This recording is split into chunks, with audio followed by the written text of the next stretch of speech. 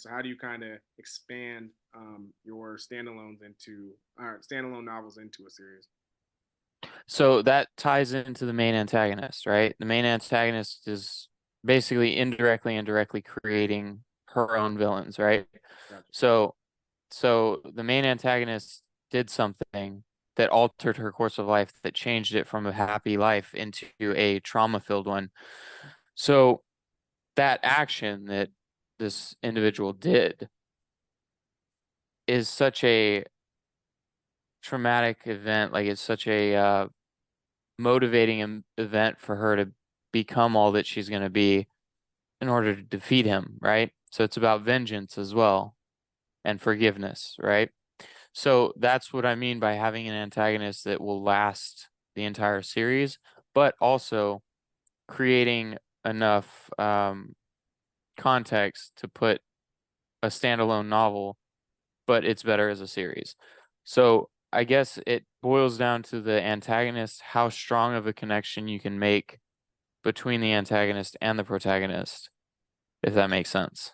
That makes sense. And then also to just get a little bit deeper into the antagonist, how do you write compelling antagonists that people maybe not even root for, but at least believe their narrative or their because sometimes you watch a movie and you're just like this person is just a villain, right? Like I have nothing for them.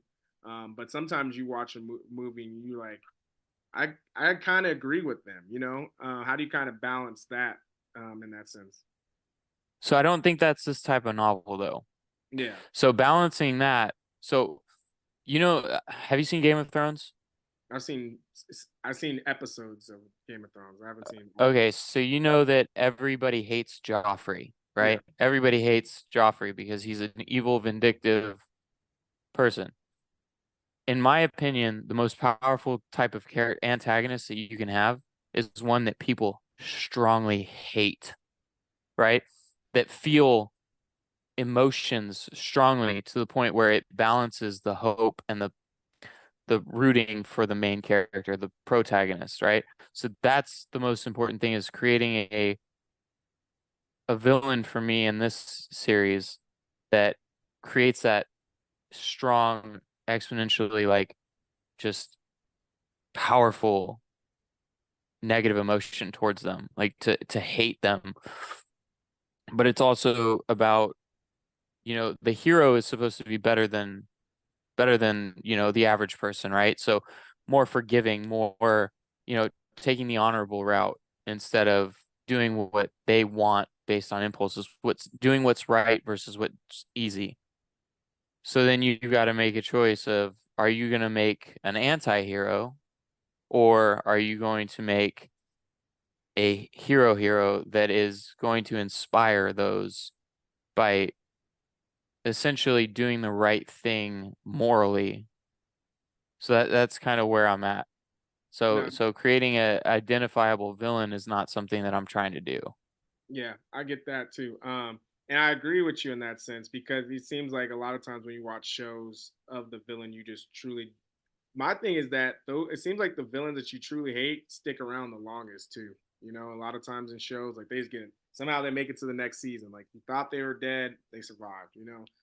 So then you really do grow that hate over time and over books. So is that kind of how you planted it in your story as well? Yes. So I planted it to where this person did something so egregious to my main character that you don't think that there's any way that she will ever do morally right by what she does, what she should, right?